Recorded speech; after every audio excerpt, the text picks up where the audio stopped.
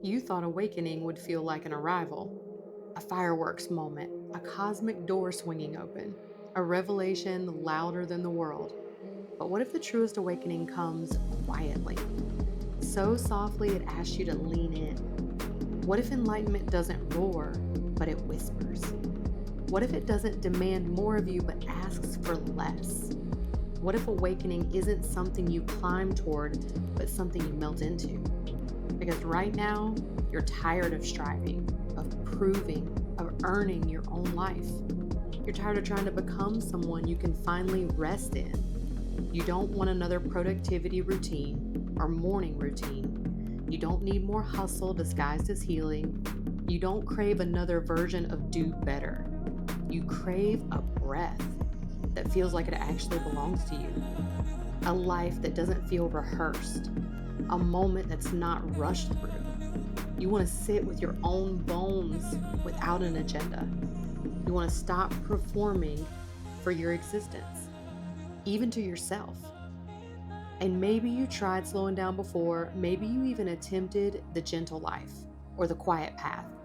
And instead of peace, you met friction, guilt that whispered you were wasting time, a nervous system that didn't know how to settle, a mind that screamed louder when the world got quieter. Stillness didn't feel sacred, it felt threatening. Because when the noise drops, the truth rises. When the distractions dissolve, you're left with you. And that can feel like standing in a room with someone you don't fully know anymore, someone you've outgrown, someone you never really gave time to meet, someone waiting patiently for the moment you stop moving long enough to notice her. Stillness isn't the absence of sound, it's the absence of escape. And that's why it shakes you before it heals you. Because the moving, the doing, the feeling, the going, that was protection. Forward motion as an armor, achievement as identity, busyness as belonging. Stillness asks you to set it down, not someday, now. It asks you to cease negotiating with your own exhaustion. It asks you to stop paying rent to a life you don't even want to live in. It asks you to sit on the edge of yourself and see what surfaces when there's nowhere left to run. It asks you to meet the part of you that's been talking in signals, but never in sentences. This is not collapse, this is reunion. Because the moment you stop pushing life forward, it starts to speak back. Soft at first, like a bird you almost miss, because you were breathing too loudly with your own thoughts. And maybe this is the first lesson you've never been taught. Stillness is not passivity. Stillness is attention. It is conscious surrender. It is presence sharpened to the point of revelation. You've been trying to change your life from the outside in. Move cities, end relationships, start businesses, build routines, disappear and reinvent. But stillness invites a rebellion of a different nature. It asks you to change nothing externally at first, and instead watch how everything shifts internally when the noise drops. Slow is not the enemy of progress. Slow is the birthplace of it. Let the world keep sprinting toward distractions. You're learning to bow toward what matters. And if you listen closely, you can already hear it. The quiet pull, the gentle nudge, the almost forgotten voice beneath the static. The one you used to know before survival demanded you harden. Before ambition demanded you shrink your softness into strategy. Before adulthood convinced you that rest must be earned. That voice never left. You just got too loud to hear it. Close your eyes gently. Not to escape, but to arrive. Drop your shoulders half an inch. Not to decompress, but to declare you're safe in your own body just for this moment. Exhale like you're handing the keys back to the world, just briefly. Let the breath fall downward. Unpoliced, let it land wherever it wants. Not shaping it, not optimizing it, no self-improvement breath work today. Just breathe like a creature that belongs to the earth. Now notice, there was a version of you that used motion to feel alive, movement as proof of existence, achievement as oxygen. I know you feel it. There's a deeper pulse beneath dopamine and deadlines, a pulse that doesn't rush to validate itself. This is the rhythm of being, of presence, of communion rather than construction, of listening rather than producing. The version of you that does not need to become to matter, she simply is. And the world did not fall apart when you paused, which means the lies hustle told you are dissolving. You are not behind, you're not failing, you're not falling short.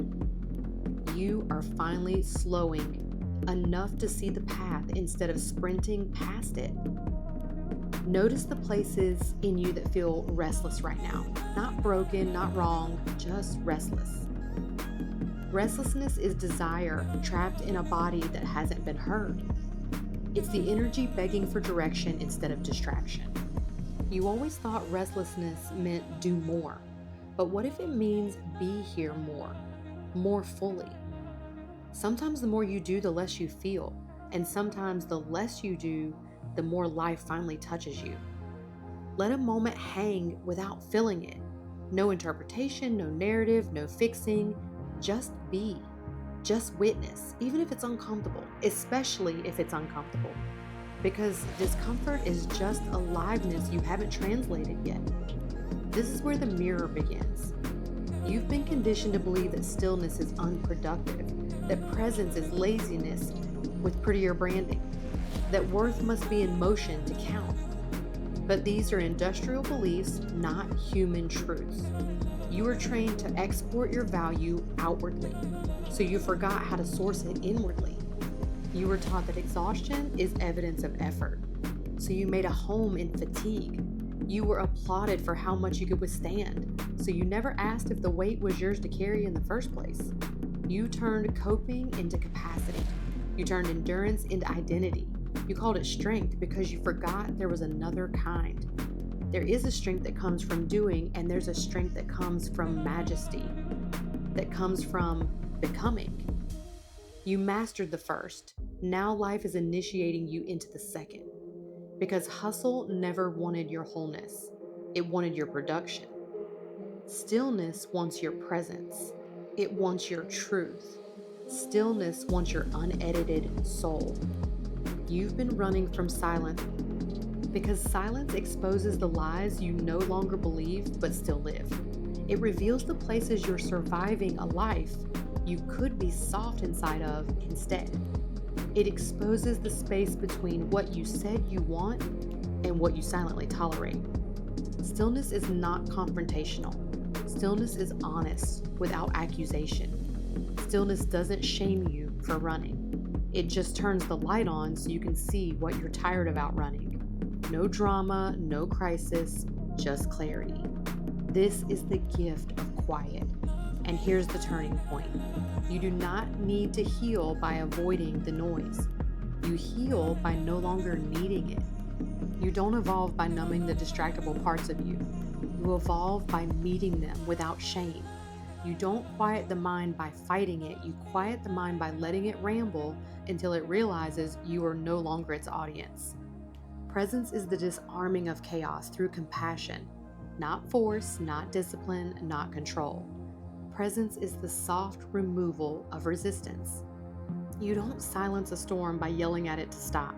You sit unmoving until the storm realizes no one is at war with it anymore. And then, slowly, it loses its reason to rage. Try this now. Imagine your thoughts the way you would a startled animal. Not meant to be commanded, but calmed by stillness itself. Let them move, don't chase them. Don't negotiate with them, don't make them into instructions. Just let them circle until they realize you're not leaving. This is the beginning of sovereignty. Not dominance over the self, but hospitality towards it. You used to think freedom was loud, a revolution, a breaking point, a moment of spilling over. But there is a quieter revolution most people never survive long enough to taste. the revolution of not reacting, the revolution of not rushing in to fix every thought, the revolution of letting a feeling exist without needing to narrate it, the revolution of being present even when nothing profound is happening. This is the revolution of the mystic, the unbothered heart, the unshaken woman, the soul who discovered that peace is not a destination but a refusal to abandon herself in moments of discomfort. Right now, nothing extraordinary is happening. No revelation, no fireworks, no spiritual plot twist. Just the sounds around you. The weight of your body where it rests. The breath moving without your supervision. This is the moment most people sprint past on the way to transformation. But you stayed. Which means the initiation has already begun. Because awakening through stillness is not an event. It is an incremental remembering, a deprogramming done without drama, a shedding that sounds like nothing at all. You're not being asked to detach from life. You're being invited to experience it without disappearing into it, to feel without dissolving, to witness without bracing, to exist without performing existence back at yourself. And now the embodiment, the not so loud but radically transformative shift, the part where you stop admiring the door and start walking through it gently. In the mornings, without adding a new ritual, give yourself 5 slow minutes before you reach for the world. Let your first act of the day be awareness, not consumption. No fixing, no planning, not mentally sprinting ahead. Just attendance. When your body urges you to move faster than your spirit can arrive, pause. Gently, like a hand on your own cheek, whispered inward. We're here, right now. Not as an affirmation, but as truth. When guilt starts listing all the reasons you should be doing more, place your attention not on the argument, but on the energy beneath it.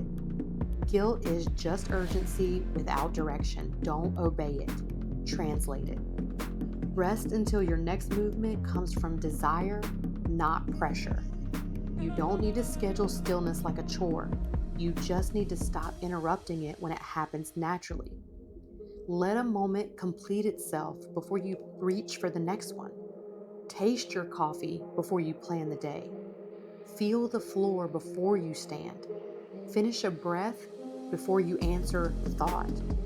Life speaks in moments fully inhabited, not multitasked. And most of all, don't weaponize stillness into another way to measure your worth. You're not trying to master being present. You're simply letting presence be the master of you. This is not self-optimization. This is self-homecoming. And now the sovereign return, the soft coronation, the remembering of a truth older than effort. You were never meant to earn life through exhaustion. You were meant to receive life through attention. You were not born to conquer the world through proving. You were born to experience it through presence. You were not designed to be an engine. You were designed to be an instrument, played by wonder, tuned by stillness, strummed by breath.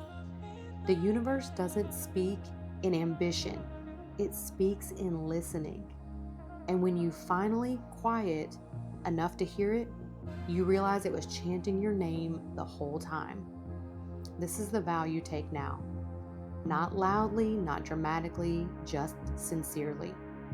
I will no longer abandon myself in the pursuit of my own life. I will not rush presence to arrive at presence. I will let stillness teach me the peace of my soul.